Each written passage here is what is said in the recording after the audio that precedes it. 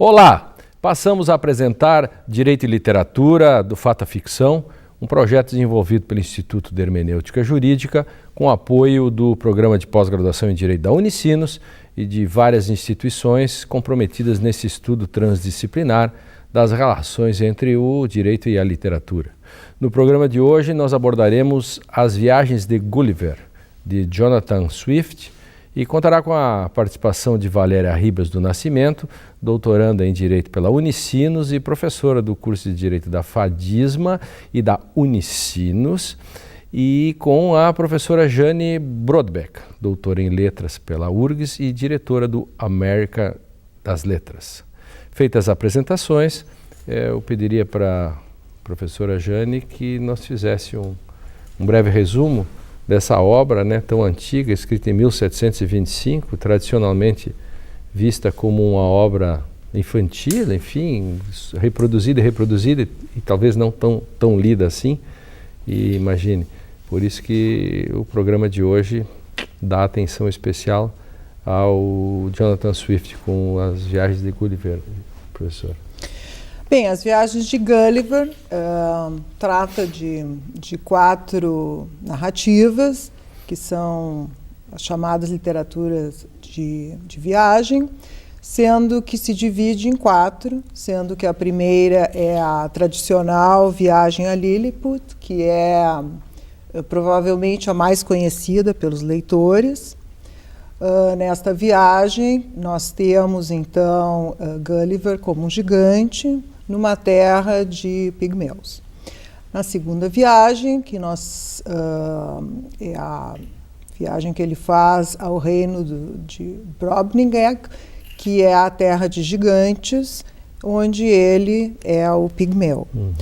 Na terceira narrativa, nós temos uma viagem a ilhas, a diversas ilhas, sendo que a primeira ilha que ele visita é uma ilha flutuante chamada Laputa, onde o autor faz uma crítica à questão dos cientistas.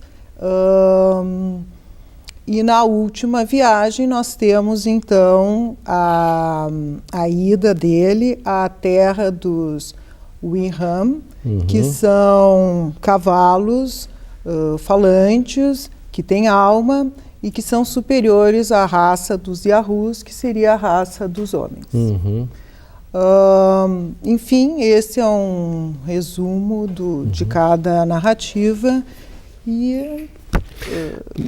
Pois As Viagens de Gulliver tem, como disse, sempre apresentado como se fosse uma história para crianças, e que pode ser também, mas a profundidade da obra, né, escrita em 1725, são 4 histórias, quer dizer, mostra esse profundo pessimismo, talvez poderia-se dizer isso, um profundo pessimismo com a humanidade vista naquele momento, né? O George Orwell chega a dizer que se ele fosse salvar 6 livros, um deles seria As Viagens de Gulliver.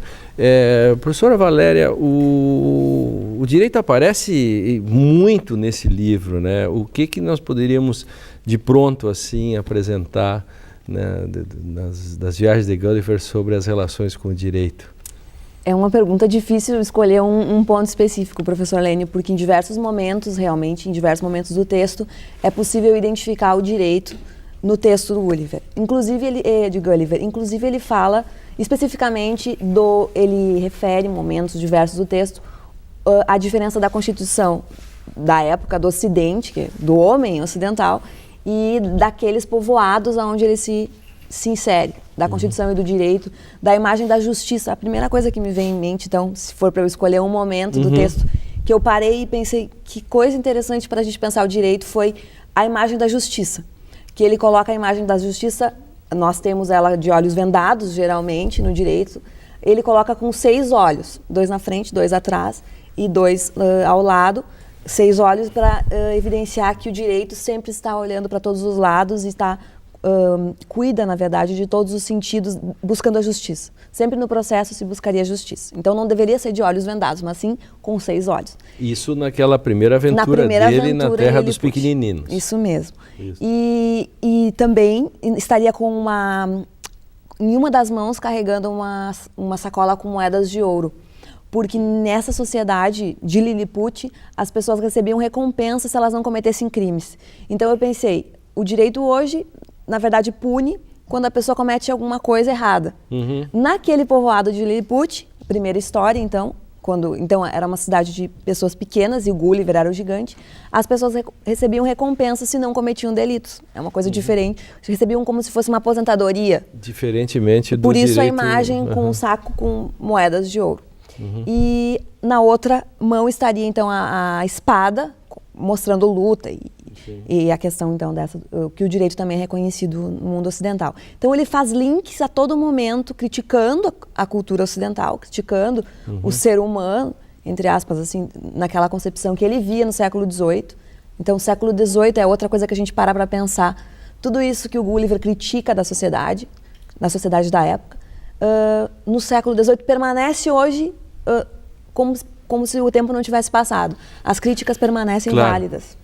Metáforas metonímias, e quantas coisas se podem tirar dessas 4 histórias que tem quase que, se poderia dizer, é possível dizer que as 4 são sequenciais e tem um grande finale com essa questão da apreciação dele sobre a humanidade no final?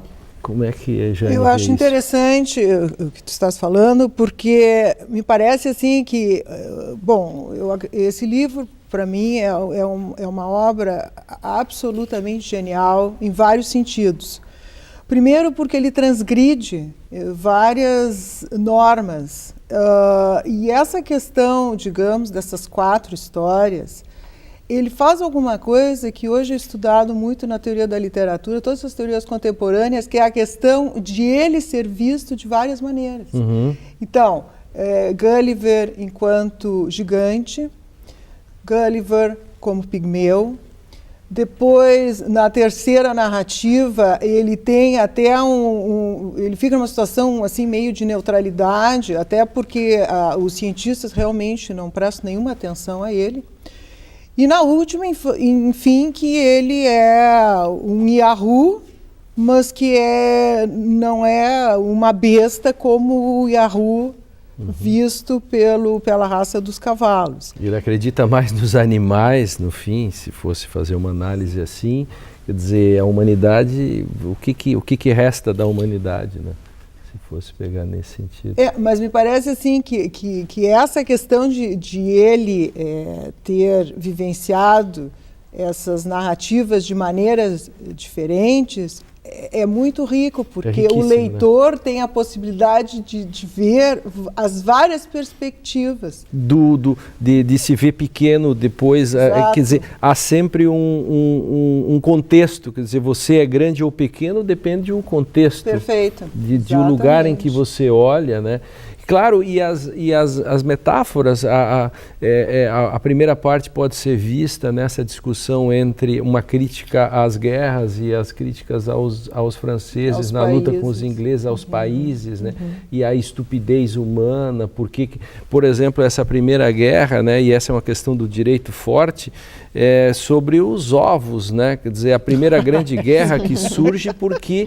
Essa é uma questão que há 15 anos eu uso essa pequena metáfora, essa pequena historinha do Lilliput para explicar a hermenêutica no início, né, sobre a estupidez da própria interpretação. Quer dizer, a guerra começa porque o filho do rei quebra o ovo pelo lado mais duro, machuca o dedo, ele baixa um decreto, o povo se rebela porque o decreto diz que tem que quebrar o ovo pelo lado mais mole.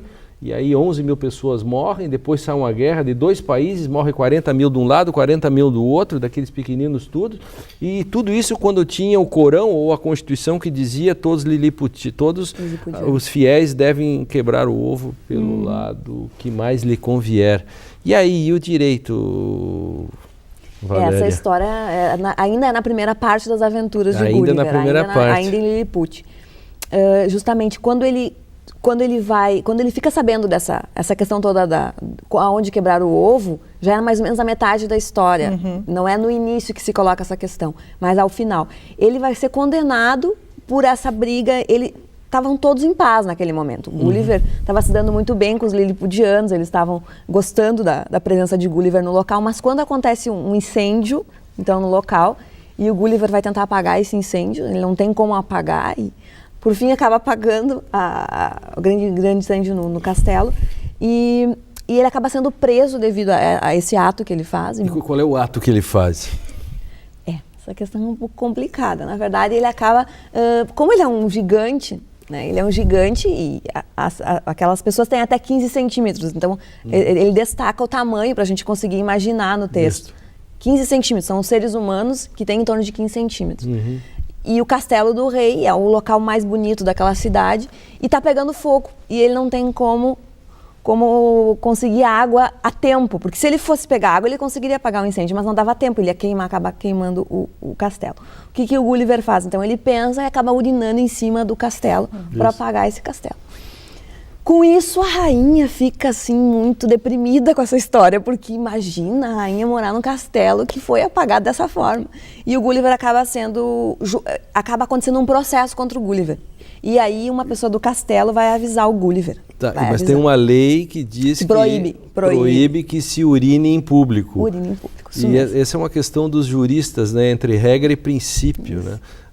Quando eu li essa história do Gulliver há muito tempo... Na história acabou sendo melhor queimar o castelo. Claro. Se tu fosse obedecer a regra, queimaria o castelo. Claro, e o princípio diz salvem-se as pessoas. Eu me lembro de uma historinha aqui do Rio Grande do Sul, que é verdadeira, que um sujeito foi se suicidar e chegou em casa e disse para a mulher assim, se você for embora, eu me mato. Aí a mulher foi embora e ele deu um tiro na cabeça. Mas acabou não conseguindo se matar, porque ficou na UTI um tempo. Quando voltou, na volta, o promotor denunciou ele por porte ilegal de arma. E o juiz o condenou a 1 ano, caiu comigo esse processo numa das câmaras criminais. Imagina o que é uma regra e um princípio. Quando eu li o Gulliver, eu me lembro disso. Mas ele viola a regra. Ele viola a regra. E né? Eles decidem, então, eles fazem uma reunião. Viola o instituto de justiça, para que, enfim, que fosse salva a rainha e o castelo. E o princípio de justiça, Jane, é exatamente aquilo que a gente chama no direito dos princípios. Então, os juristas normalmente optam pela regra em vez do princípio.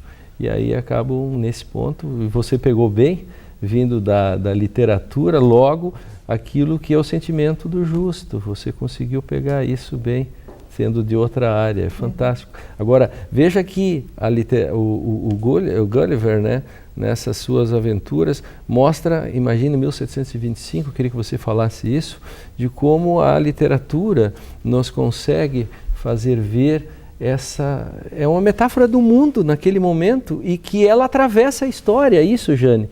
Olha o valor da literatura, né, de um livro desse. Sem dúvida alguma. Inclusive, eu estava falando com a professora Valéria sobre a questão da importância deste texto, no sentido que, numa época em que a Inglaterra tinha toda digamos, um presente e um futuro extremamente promissor, no sentido até das grandes navegações, de toda essa conquista, digamos, da Inglaterra como um império, e que se torna realmente um império no século XIX, o Gulliver, aliás, o Swift, consegue, através deste texto, mostrar uma perspectiva anticolonialista, porque ele faz uma crítica acirrada contra a monarquia, contra a maneira como aquela população era tratada.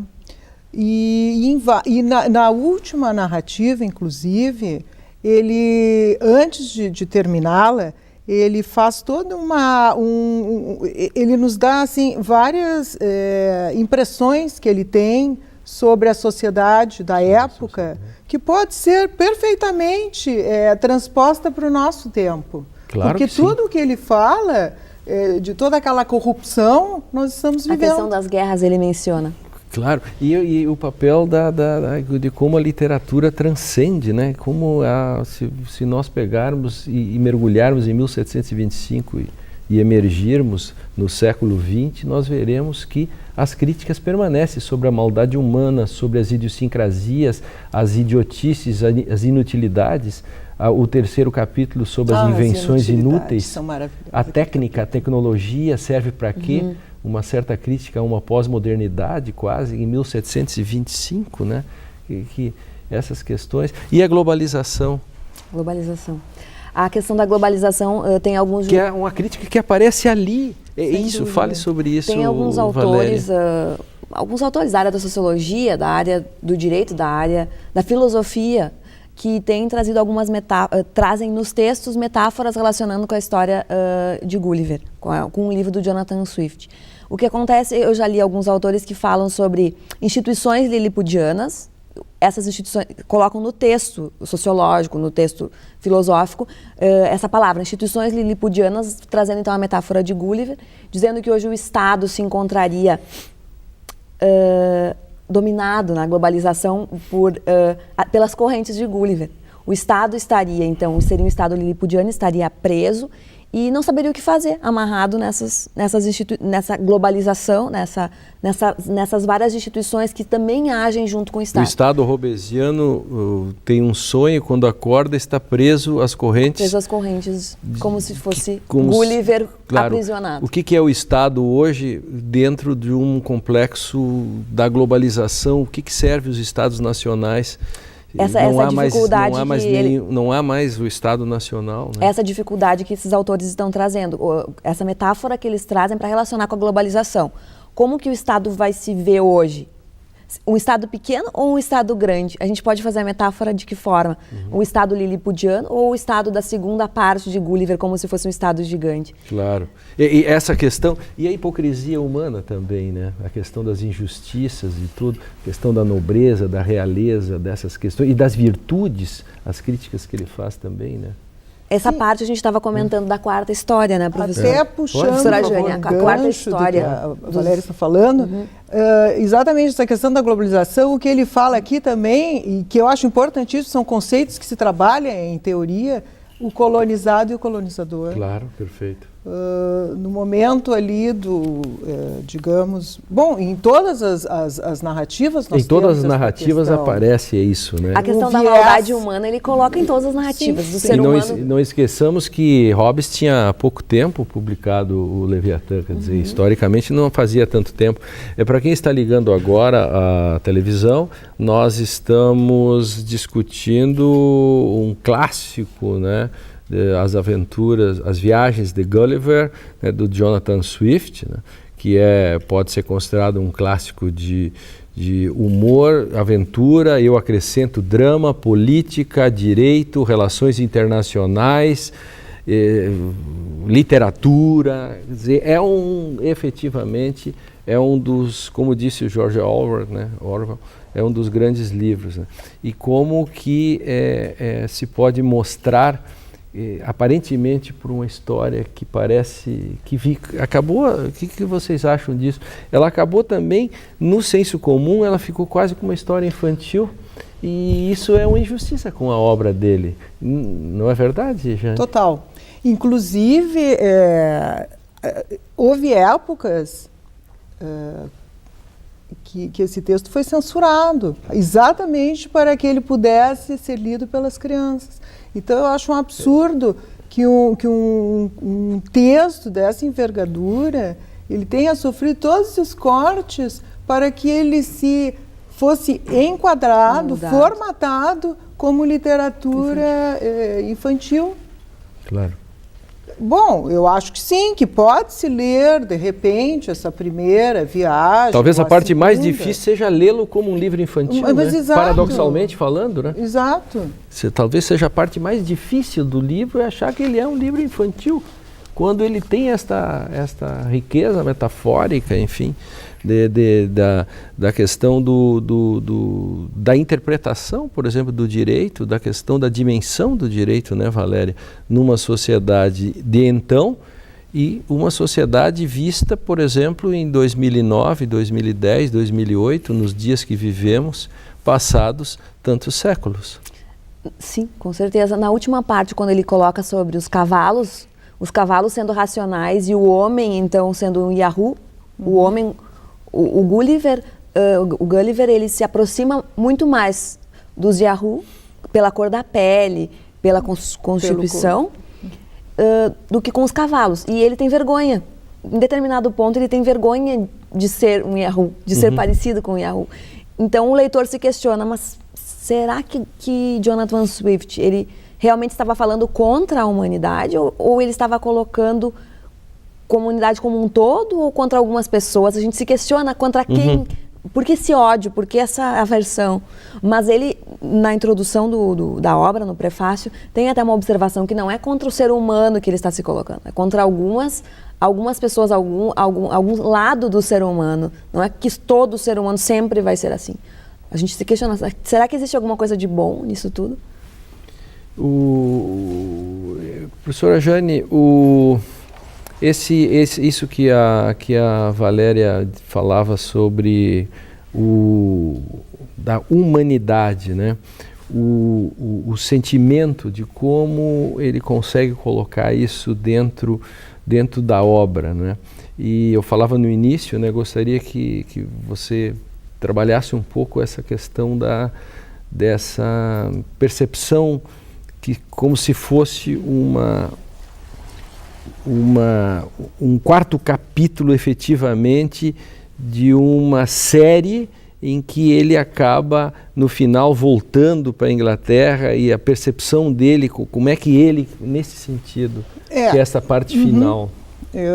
A propósito, eu acho o seguinte, o Jonathan Swift foi extremamente prejudicado por leituras, digamos, que não foram muito felizes quanto a rótulos que colocaram o Swift como se fosse misógino, como se ele fosse insano.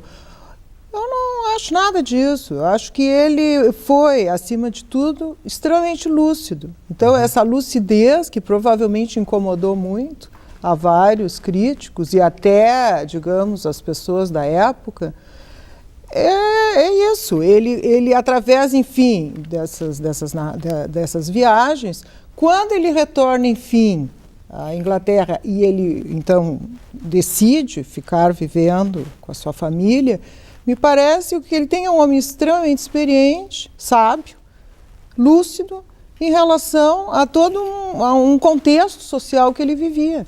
Então, não me parece que ele tenha, eu concordo contigo, não me parece que ele tenha ódio da humanidade. No final tem uma parte que me chamou a atenção, quando ele diz que, quando ele volta, que ele primeiro não consegue se adaptar à esposa e aos filhos, no primeiro momento, mas depois ele pensa melhor e vê que existe um pouco de lucidez. Existe um pouco de racionalidade nas pessoas em geral. Então ele diz que talvez... Ele chega a comprar cavalos no final, que tem a ver com a história, com a parte final da história dele, né? Quer dizer, então, poderia se resumir assim, eu perguntaria para vocês como que se poderia trabalhar um contexto da sociedade hoje, Jane, a partir se você fosse, é possível dar um curso a partir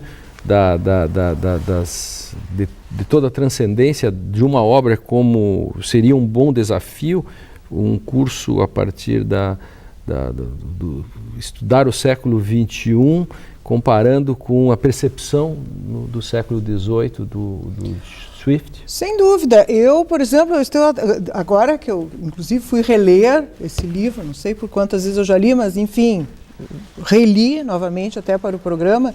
Eu acho que uma das questões chaves que ele trabalha, que faz parte de toda uma teoria contemporânea, é a questão do outro. Então, como nós vemos este outro? Então é isso, o Swift é genial, porque ele consegue, lá no século XVIII, falar de assuntos que nós estamos trabalhando agora. Como aquele outro que nos é desconhecido pode se tornar nosso inimigo, porque nós não o conhecemos. Então, aquilo que nós não conhecemos se torna mesmo se questiona inimigo. sobre as mudanças que ele ele se coloca pensando no retorno lá Lilliput. E quando ele vai para a Terra de Gigantes, ele se coloca, eu mudei, aqui eu sou um minúsculo, aqui eu sou um gigante, como é a minha percepção do outro? Como é a minha percepção, e como é a percepção do outro frente a mim? Exatamente. Isso depende do contexto, a hermenêutica, professor. Claro, claro. Hermenêutica, da pré-compreensão. Nós temos um minuto e meio para cada um. Como eu tenho dito aqui sempre no programa, né, nós surpreendemos, mas o tempo é uma invenção da modernidade. Por exemplo, na parte 2, no segundo capítulo, da segunda parte, da segunda viagem, a crítica que ele faz, né, aos gigantes, como se pudesse comparar isso com as classes dominantes da época, né? No fundo, há toda uma crítica muito parecida com outros autores ingleses que foram retratar tão bem também sobre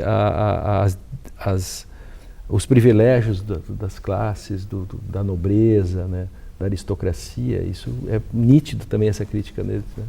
E eu acho muito interessante essa segunda narrativa, porque a segunda viagem, porque ele deixa muito claro e ele expressa isso para o leitor, que ele foi salvo só porque ele é visto como um objeto de entretenimento. O que eu acho fantástico. É fantástico isso. Isso é absolutamente fantástico. Valério, você daria é possível fazer um curso de hermenêutica ou de introdução ao estudo do direito com o Gulliver? Com certeza. Dá para escolher uma parte de Gulliver. Dá para escolher uma história. Lilliput, a história quando ele chega na Terra de Gigantes, porque as 4 histórias, cada uma delas tem seus enigmas, tem a sua... Ela vive... Como eu vou explicar? Como se o texto estivesse pedindo para ser lido. É muito lindo. As 4 histórias realmente valem a pena. As professoras, então, recomendam que os nossos telespectadores de todo o Brasil, né, todo o Brasil mesmo, né, que estamos em todo o Brasil, leiam esse livro, são quase 400 páginas, As Viagens de Gulliver, de Jonathan Swift. Não é uma história infantil, por favor, mas as crianças também podem ler, que não tem nada que as crianças não possam saber. E com isso, né, nós vamos chegando ao final do programa. Eu quero agradecer a Jane, que mais uma vez está conosco aqui no nosso programa de Direito e Literatura, demonstrando a importância de uma obra como essa e a transcendência dela, de como a literatura faz esse papel de contar histórias, a história da própria humanidade. A Valéria, essa perspectiva de como o direito acaba sempre estando presente, às vezes explicitamente, às vezes implicitamente nas obras, e nós convidamos os nossos telespectadores, os estudantes de direito de todo o Brasil, de literatura, que leiam esta importante obra, né? E aqueles que nos acompanharam, portanto, em mais um Direito e Literatura, do Fato à Ficção, nossos agradecimentos. Esse é um projeto do IHJ, com o apoio do Programa de Pós-Graduação em Direito da Unicinos.